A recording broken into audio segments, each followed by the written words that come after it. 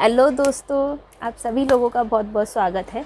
जय माता दी। नवरात्रियाँ आने वाली हैं और नवरात्रियों में जो सबसे पहली चीज़ दिमाग में आती है वो है नवरात्रि का खाना, व्रत का खाना। पता है, जब भी हम लोग व्रत रखते हैं ना, तो जो हमारे अंदर के चटोरापन होता है ना, वो और ज़्यादा बाहर आने लगता है। हमको एकदम से ना सारे बाहर के खाने याद आने लगते हैं, सारे स्ट्रीट फूड से याद आने लगते हैं। बट अगर ऐसा हो कि जो सारा स्ट्रीट फूड्स है वो हम व्रत में भी बना सकें तो फिर सारी चीज़ों का समाधान हो जाएगा। तो आज जो आपकी दोस्त है ना, वो इस सॉल्यूशन को लेकर आ गई है। आज हम लोग एक सीरीज़ स्टार्ट करने वाले हैं जिसमें जो भी मैं रेसिपीज़ बताऊंगी वो व्रत की रेसिपीज़ होंगी, बट उसको हम स्ट्रीट फूड के उसमें बनाएंगे। हर रेसिपीज़ को हमने अपने स्ट्रीट फूड से कन्वर्ट कर दिया है, ठीक है। और एक और ख़ास बात इस सीरीज़ की ये है कि इस सारी रेसिपीज़ के साथ में हम साथ में मीठा भी बनाएंगे।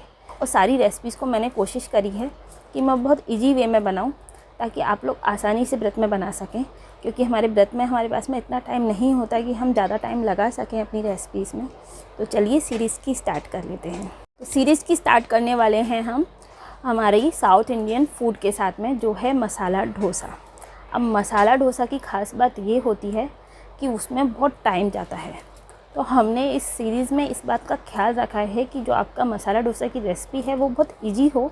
बट मैं एक चीज़ आपको बता दूं, मैंने मसाला डोसा में सांभर इंक्लूड नहीं किया है। एक्चुअली होता क्या है कि जो हमारा सांभर होता है उसमें तुअर दाल मस्ट होती है और तुअर दाल हमारी ग्रेन में आती है, तो हम लोग मसाला डोसा नहीं खा पाते हैं। तो जो हमारी आज की रेसिपी है उसमें हमको जो मसाला डोसा है उसमें हमने डोसा, उसका मसाला और उसकी चटनी, यही चीज़ हम लोगों ने बनाई है। सांभर मैंने इंक्लूड नहीं करी है, कहीं आप लोगों को लगे कि यार आपने सांभर तो इंक्लूड ही नहीं किया है, तो मैं इसलिए आपको पहले से बता देती हूँ। चलिए देर ना करते हुए सीधे अपनी रेसिपी देख लेते हैं। तो चलिए वीडियो को स्टार्ट करते हैं।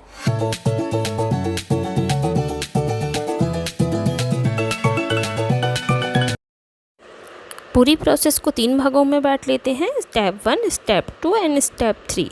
तो चलिए सबसे पहले स्टेप में हम लोग कोकोनट चटनी बना लेते हैं। तो यहाँ मैंने आधा कोकोनट लिया है, फ्रेश कोकोनट। यहाँ थोड़ी सी मूंगफली ली है मैंने। अब इसमें 2 बड़े चम्मच मैं दही ऐड करूँगी, फ्रेश दही है ये। अब इसमें स्वाद अनुसार सेंधा नमक मिलाएंगे हम, और बस इसको हमको अच्छी तरीके से पीस लेना है मिक्सर ग्राइंडर में।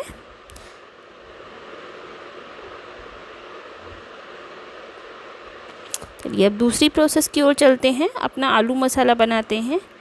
यहाँ मैं थोड़ा सा कढ़ाई में तेल ले रही हूँ। मैं यहाँ पे मूंगफली तेल यूज कर रही हूँ, आप लोग जो चाहें वो यूज कर सकते हैं, जो भी आप लोग व्रत में खाते हो। अब यहाँ पे ये फ्रेश करी पत्ता है, इसको हम डाल देंगे।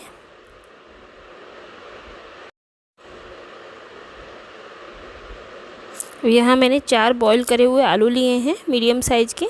अब इनको एक एक करके मैं इसमें फोड़ दूँगी। आप लोग यहाँ पे फ्रेश हरा धनिया और हरी मिर्च भी ऐड कर सकते हैं, पर मैं यहाँ पे बहुत सिंपल रख रही हूँ इसको। अब इसको अच्छी तरीके से मैश कर लेंगे हम,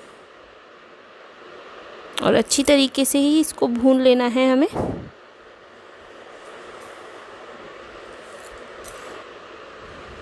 अब इसमें हम स्वाद अनुसार सेंधा नमक डालेंगे,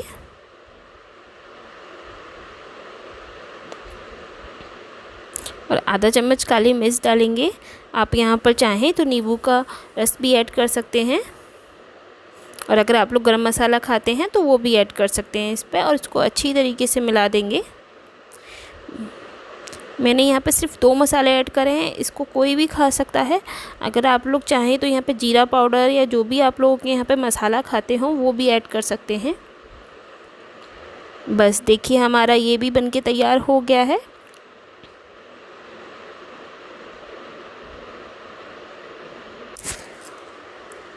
अब यहाँ पर हम अपने तीसरे स्टेप की ओर चलते हैं। यहाँ मैंने 1 कप साबूदाना लिया है, जिसको 4-5 घंटे के लिए भिगो दिया था, और यहाँ 1 ही कप हमने समाक के चावल लिए हैं, जिनको भी 4-5 घंटे के लिए भिगो दिया था। ये दोनों ही हमको इक्वल क्वांटिटी में लेने हैं, और इनको आपको 4-5 घंटे के लिए मिनिमम भिगो देना है। यहाँ मैं आपको ये कप दिखा देती हूँ जिसका मैंने आपको मेजरमेंट बताया है। चलिए अब इन दोनों चीज़ों को हम मिक्सर ग्राइंडर में डाल के पीस लेंगे। अगर आप लोग इनको ओवरनाइट भिगोते हैं तो ये बहुत ही अच्छा है, बट अगर आप ओवरनाइट नहीं भिगा पाते तो इसको कम से कम 4-5 घंटे के लिए आपको भिगोना है।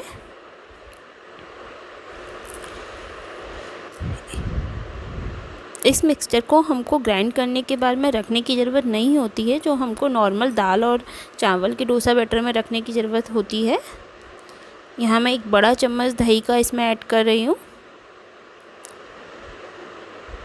इसको आप पीसने के बाद में इंस्टेंटली बना सकते हैं, ये बहुत ही क्रिस्प बनते हैं। यहाँ स्वाद अनुसार नमक हम ऐड करते हैं। चलिए अब इसको ग्राइंड कर लेंगे अच्छी तरीके से। देखिए ये इसकी कंसिस्टेंसी होनी चाहिए, मैं आपको दिखा देती हूँ, एकदम रनिंग कंसिस्टेंसी है इसकी। इस तरह की ही कंसिस्टेंसी हमें चाहिए अपने डोसे बनाने के लिए, ये बहुत आसानी से फैल जाएंगे। अब यहाँ नॉन स्टिक पैन पे मैं थोड़ा सा ऑयल लगा रही हूँ। अब इसको एक बटर पेपर से हम लोग साफ़ कर देंगे। अगर आपके पास में बटर पेपर नहीं है तो कोई बात नहीं है, आप ऐसे ही डोसा बना सकते हैं। मैंने बटर पेपर इसलिए दिखाया है तो क्योंकि जो डोसा है हमारा वो चिपकेगा नहीं। अब देखिए इस तरीके से हमको इस डोसा बैटर को अपने तवे पर फैला देना है। ये बहुत ईजिली फैल जाता है और आराम से ही उतर जाता है। इस डोसे में सामक चावल डालने से ये डोसा बहुत ही क्रिस्पी बनता है, बट अगर इसमें आप सामक चावल ज़्यादा कर देंगे तो ये डोसा बीच बीच में से फट जाएगा। तो इसलिए इसमें दोनों की क्वांटिटी बराबर की मात्रा में ही होनी चाहिए, क्योंकि सामक चावल डोसे को क्रिस्पी करता है और जो साबूदाना होता है वो इस डोसे को क्रैक होने से बचाता है। अगर आप सिर्फ साबूदाना डाल देंगे तो ये डोसा बहुत ही लिचपिचा बन जाएगा, इसमें वो क्रिस्पीनेस नहीं आएगी। तो आप इस बात का ध्यान रखें कि दोनों ही हमें बराबर क्वांटिटी में लेने हैं, ताकि जो हमारा डोसा है वो अच्छी तरीके से फैल भी जाए और साथ ही साथ वो क्रिस्पी भी बने। देखिए अब हमारा डोसा एक साइड से सेक गया है, अब हम इसको दूसरी साइड से भी सेक लेंगे थोड़ी देर के लिए। और इस डोसे का टेस्ट बिल्कुल नॉर्मल डोसे की जैसा ही लगता है, तो आप लोग बिल्कुल निश्चिंत होकर इस डोसे को अपने व्रत में बना सकते हैं और ये खाने में बहुत ही बढ़िया लगता है। अगर आप चाहें तो अभी इसमें आलू भर सकते हैं, बट मैं आलू अलग से सर्व कर रही हूँ। तो देखा दोस्तों आपने कितना इजीली हम लोगों ने व्रत का डोसा तो तैयार कर लिया। अब हम अपनी दूसरी रेसिपी की ओर बढ़ेंगे जो मीठे में होने वाली है। अब मीठे में क्या होने वाली है वो भी बहुत इंटरेस्टिंग रेसिपी है, उसको भी आप इजीली अपने घर में बना सकते हैं।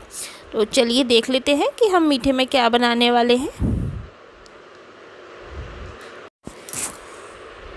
तो यहाँ मैंने ये हंकड़ लिया है, ये 250 ग्राम दही का मैंने हंकड़ बनाया है, घर में ही बनाया है मैंने। आप इजीली घर में हंकड़ बना सकते हैं। और यहाँ मैंने आधी कटोरी पिसी चीनी ली है।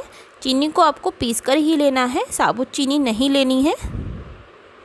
और यहाँ हमने ठंडा दूध लिया है फ्रिज में रखा हुआ आधा कटोरी।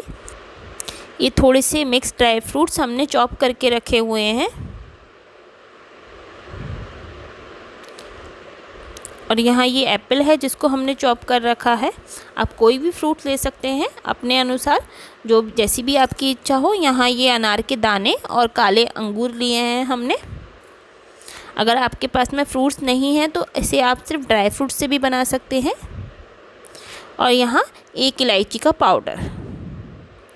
अब इस हंकड़ को हम इस बॉल में डाल लेंगे और अच्छी तरीके से हमको बीटर की सहायता से इसको बीट करना है।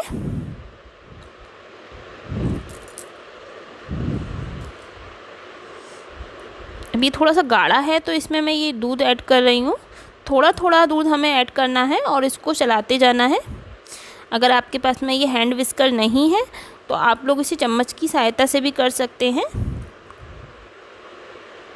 दूध आप हमेशा ठंडा ही लें, क्योंकि अगर इसमें हम गर्म दूध डालेंगे तो इसका जो फैट है वो बिल्कुल अलग हो जाएगा। देखिए इसको इस तरीके से हमको जल्दी जल्दी बस हम इसको विस्क करते जाएंगे।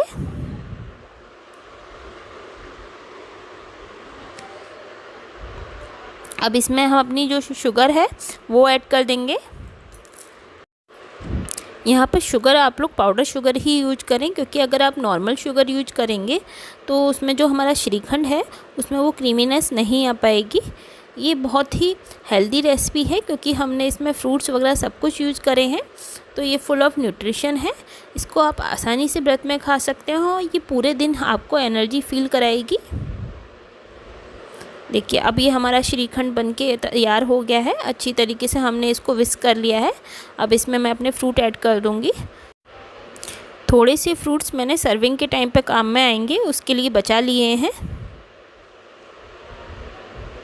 अब इसमें हमने अपनी सारी चीज़ों को ऐड कर दिया है। अब इसको 1-2 घंटे के लिए हम फ्रीज में ठंडा होने के लिए रख देंगे।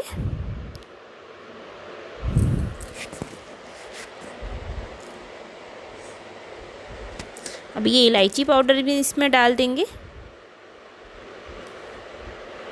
अब ये श्रीखंड हमारा एकदम चिल्ड हो गया है। अब इसको इन फलों की सहायता से हम लोग सजा देंगे।